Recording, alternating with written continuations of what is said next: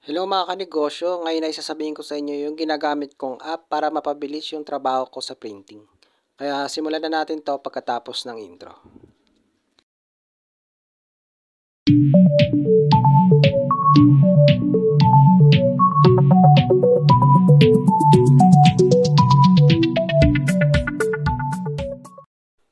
Hello mga kanegosyo, welcome sa aking channel. Ang channel na to ay tungkol sa printing. Kung interesado ka sa mga ganitong bagay, pa-like, subscribe at hit mo na rin ang notification bell para update ka palagi sa mga video na i-upload ko na may kinalaman sa printing business. Hello mga kanegosyo, ngayon ay sasabihin ko sa inyo yung app na ginagamit ko para mapabilis yung trabaho ko sa printing. Ito na talaga yung app na ginagamit ko kapag may nagpapaprint sa aking mga estudyante. Kasi napakadali niyang gamitin. Kasi kung magma-manual arrange kayo, napakahirap niyang gawin. Pero sa tulong ng app na to, mas mapapabilis yung trabaho natin. Ang app na ginagamit ko pala ay itong Epson Photo Plus. Ang una nyong gagawin ay i-install nyo muna yung driver. Nandito yung driver na ginamit ko. Kasama na siya dun sa binili kong printer na Epson L5290. Meron na yung kasamang Epson Photo Plus na application.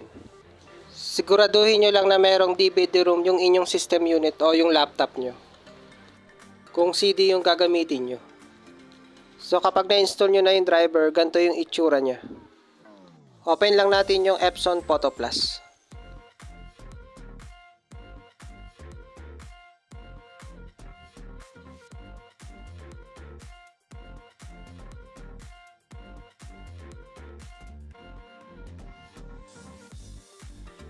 Ito yung itsura ng Epson Photo Plus pag in-open nyo na. Sa bandang taas, makikita nyo yung mga ginagamit kong printer. Yung Epson L5290 at yung Epson L120. So, turo ko sa inyo kung paano ko siya ginagamit. So, click natin tong photo. Pagka-click nyo ay may makikita kayong paper size. Pili lang kayo ng sizes na gusto nyo. Pero yung size na ginamit ko ngayon dito ay letter size. Dito ay hanapin lang natin yung image na gusto natin i-print. Dito ay nag-click ako ng 4 na picture. At dyan ay naka-ready to print na siya. Pero pwede nyo yun i-adjust mga kanegosyo kung gusto nyo i-adjust. I-click nyo lang yung pinaka-mismong picture. Tapos pwede nyo nang i-enlarge o i-reduce yung picture. At kung sa bond paper nyo lang siya ipiprint, baguhin nyo na lang yung media type, gawin nyo plain paper. At pwede nyo nang i-print. Click nyo lang yung start printing. At mag-start na yan mag-print sa ating printer. So sample pa tayo ng isa. Ito naman tayo sa photo layout. Isa ito sa mga pinakagusto ko yung photo layout. Kasi dito ay pwede tayo mag-print ng kahit ilang picture sa isang bond paper at sa photo paper. So pag in-open natin yung photo layout, ito yung makikita natin. So marami kayong pagpipilian dyan mga kanegosyo. Pwede kayong mag-print ng picture ng 2, 3, 4, 5, at marami pa sa isang bond paper. Pili na lang kayo mga kanegosyo. So mag-sample tayo ngayon. So pipili ako ng isa dito, yung Tigsham. Click lang natin tapos next. Tapos pipili tayo ng sizes. Dito ay A4 size yung napili ko. Tapos pili lang tayo ng siyam na picture na ipiprint natin. At ganyan yung magiging itsura nya. I-reduce lang natin yung mga picture.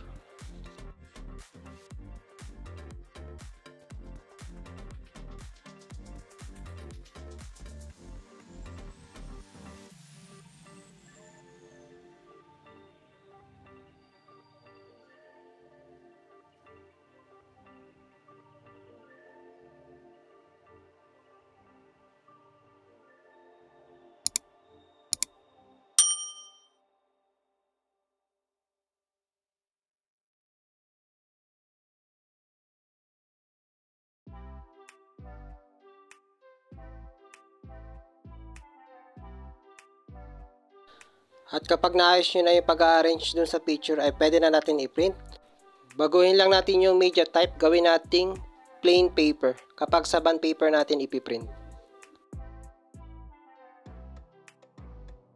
Tapos pindutin nyo lang yung start printing. At magpiprint na yan sa inyong printer. So ganyan lang kadali gamitin itong Epson Photo Plus. Subok pa tayo yung apatan naman.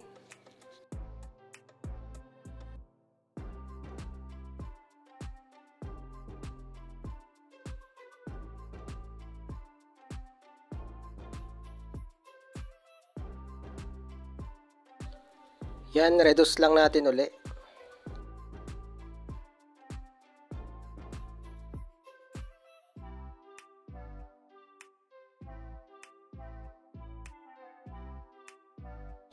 At yan, pwede na natin ulit i-print yan. Kayo nang bahala kung saan nyo ipiprint, kung sa bond paper o photo paper. Basta baguhin nyo lang yung media type.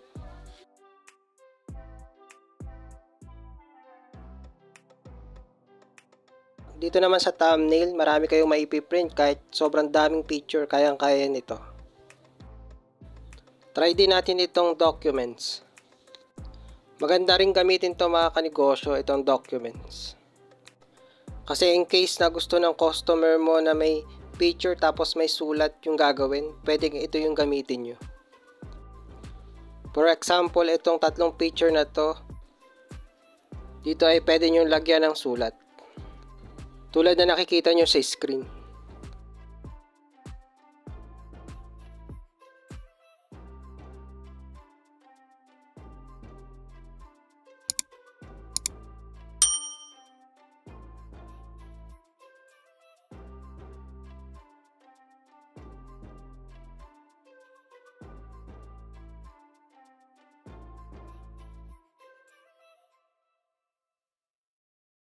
Tapos dito sa taas, pwede nyo lagyan ng title.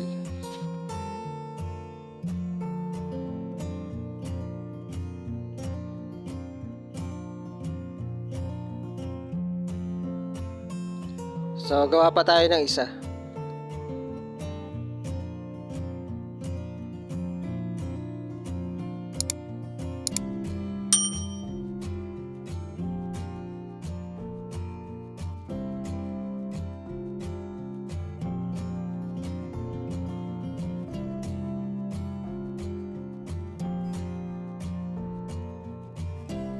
Dito ay pwede natin lagyan ng sulat dun sa baba ng picture. Kalimitan ganito yung pinapagawa ng mga estudyante. Sa tulong ni Epson Photo Plus, mas napapadali at napapabilis yung trabaho namin. So ganyan lang kasimple at kadali gamitin si Epson Photo Plus. Bali hanggang dito na lang mga kanegosyo, subscribe at hit mo na rin ang notification bell para updated ka palagi sa mga video na upload ko na may kinalaman sa printing business. Thank you!